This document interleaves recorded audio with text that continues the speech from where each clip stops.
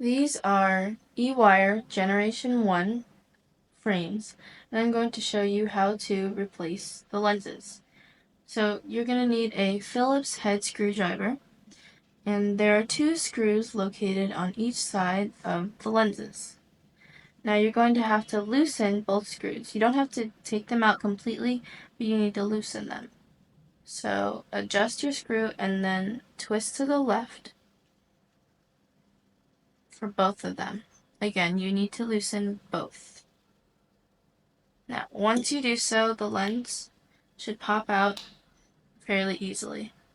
Now, to replace it or to insert it again, you need to line up the lens edges with the grooves of the frame.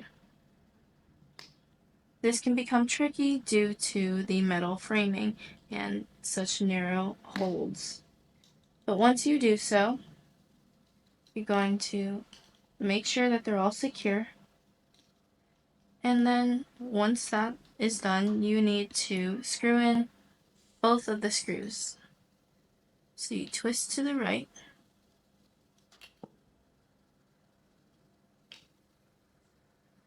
Again, both screws need to be loosened and tightened.